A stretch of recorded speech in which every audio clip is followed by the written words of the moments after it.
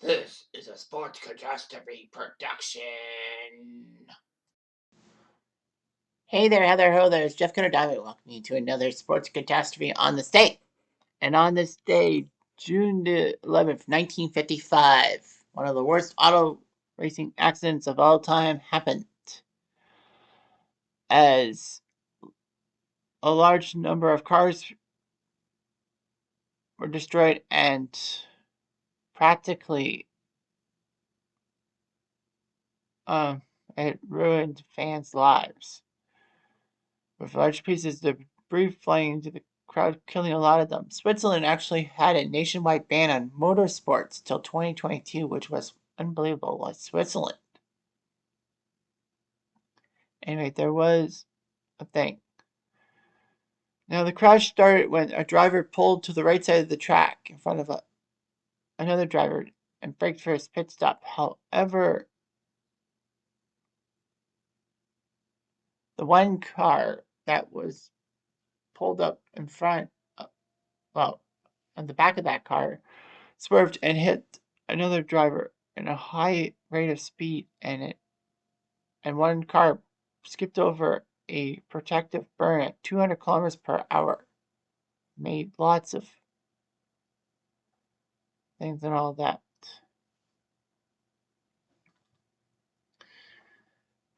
So anyway, it's 1955. It's the 24 Hours of Le Mans, in which teams of 4 drivers would race their cars onto the circuit and then switch off for the people. So they would race for 24 hours, if you will.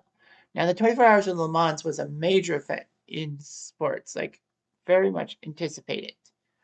I mean, in Europe, it's just as anticipated as the Indy 500 over in North America. Ferrari, Jaguar, and Mercedes-Benz won the race previously and said they would have new and improved cars. The Ferraris, who were the 1954 champions, were very fast but fragile and prone to mechanical failure. Jaguar used their racing exclusively in Le Mans and had a good driver lineup. Mercedes-Benz debuted its new 300 SLR at the Sports Car Championship and had an ultra-lightweight magnesium alloy. Although it did lack the state-of-the-art disc brakes Jaguar had, it would have drum brakes and a large air brake. So anyway, Jaguar used F1 driver Mike Hawthorne as a guy to post their lineup. Mercedes-Benz put up a multinational race. His 2 best drivers and F1 legends, Juan Manuel Fangio and Sterling Moss, were there. They would put Carl Kling, the 1952 Le Mans winner, with Andre Simon of France, and then John Fitch would pair up with Pierre Lafitte, the other statesman of French motor racing.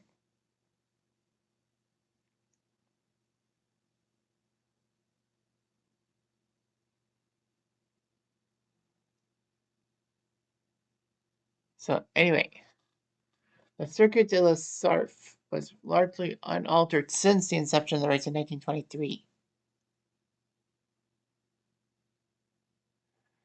So anyway, top speeds were about 100 kilometers per hour. By 1955, the top speeds were 270 kilometers per hour. So that made it a little hard thing. They decided to resurface the track and widen it after World War II. They reconstructed the pits and grandstands, but there were no barriers between the pit lane and the racing line, and a 4-foot bank between the track and spectators. Cars obviously had no seatbelts and all that. And as it was preferable to be thrown clear in a collision instead of being crushed or trapped in a burning car. Not always the case. So anyway, they started the race at 4 p.m. Saturday for 24 hours. And Ferrari had Gino Castellati being the lead driver, Mike Hawthorne for Jaguar, and Juan Manuel Fangio for Mercedes-Benz. A lot of people were racing and all that. Hawthorne and Fangio would duel and all that. So Lap 35, the first pit stops for the leading cars were going to start.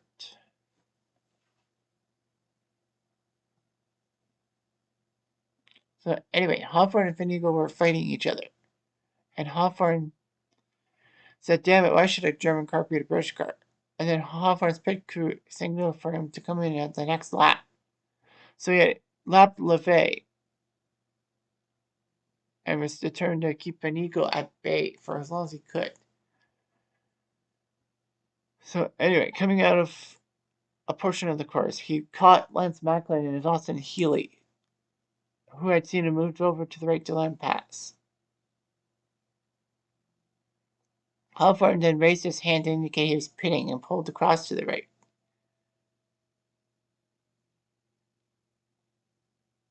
So, of course, there's no deceleration lane for the cars coming into the pits. And second, before the main straight, there was a slight right-hand kink.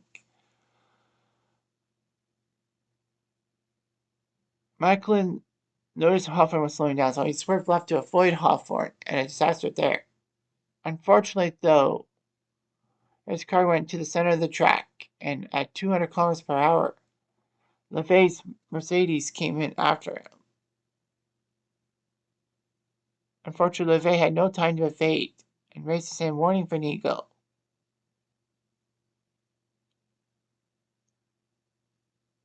And Finnegan, with his eyes shut, squeezed through the carnage and was unscathed. Unfortunately, LeFay's front right wheel rode up onto Macklin's rear left and was a lap behind LeFay's car high in the air, flying over spectators and rolling end over end for 80 meters or 260 feet. LeFay was thrown out of his car and hit the ground, crushing his skull upon impact and dying. Unfortunately, though, the car landed on that eastern embankment between the spectators and the track, bounced, and then hit a concrete stairwell structure and disintegrated. Basically, the engine block, radiator, and front suspension hurled right into the crowd for about 100 meters, crushing all in its path. The lid actually decapitated some spectators like a guillotine. Well, spectators here actually climbed on the ladders and scaffolding to get a better view of the track. Those crowding to use the underpass to get to the pits found themselves in the pit half of the debris. It was indescribable. Pain and anguish and all that.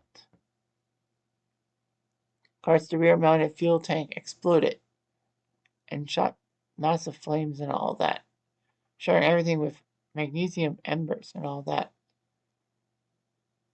Unfortunately, rescue workers were unfamiliar with magnesium fires and then poured water on the inferno, intensifying. So, anyway, there were some accidents and all that. So, anyway, Hawthorne overshot his pits and stopped,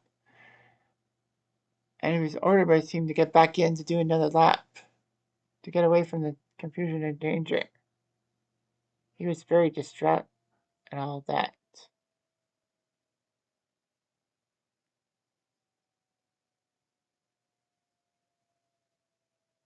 So anyway, it was it was catastrophe. You know, John Fitch was going to take over the car at the pit stop for LeFay, but unfortunately saw the catastrophe unfold. LeFay's lifeless body, severely burned with the Le Mans accident, laid in full view on the pavement until a banner was covered. It was just and all that. So anyway, there were rumors circulating that the race was supposed to be red flagged and stopped entirely. Race officials kept the race running and all that. They said that there were reasons why. They said if the huge crowd of spectators leave en masse, they would have choked the main roads, impeding access for medical and emergency crews trying to save the injured. Fair enough. That firms participating in the race could have sued the organizers for huge sums of money. There's a rough law of sport dictates that the race shall go on, and that he didn't have the authority to stop it at all. So anyway, Mercedes-Benz withdrew before midnight and all that. Mercedes couldn't believe in all that. Jaguar had a chance too, but they declined, which was plain stupid. The Jaguar race kept racing with Mercedes withdrawn and the Force out of commission. Jaguar's main competition was gone. Jaguar beat Aston Martin by 5 laps by the end of the 24-hour race. Anyway, so Jaguar had won the championship. Accounts put the death toll at 80 towards 84, with a further 120 plus injured. Some say the toll was much higher, but it was still catastrophic. There was actually a temporary ban on motorsports in France, Spain, Switzerland, West Germany, and most other nations until racetracks could get a higher safety standard.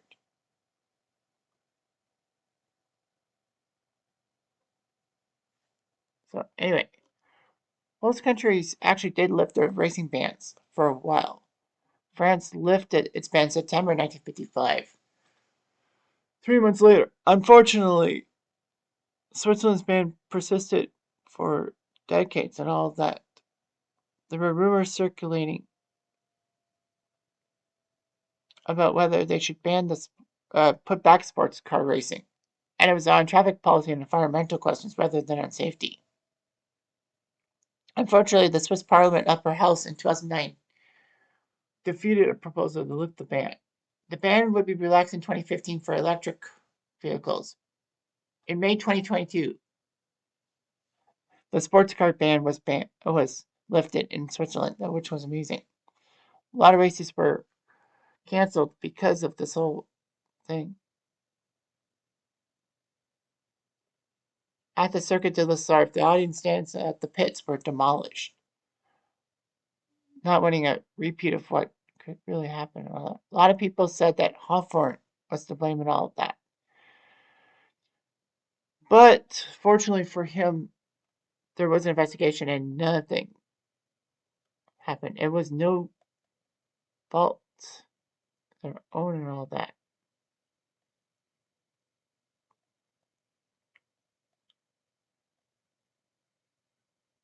So anyway, a lot of people put libel on Hawthorne for his autobiography, Challenge Me the Race, said that he disclaimed all responsibility for the crash. But of course, Hawthorne died in 1959, so couldn't really do. A government inquiry into the accident called drivers, officials, and team personnel to give evidence. Everything was examined and tested. Finally returned to Mercedes-Benz a year after the catastrophe. At the end of the day, the inquiry ruled that no specific driver was responsible for the crash, and it was just a pure accident and all that. So Circuit de la Sarthe needed a lot of track safety and all that.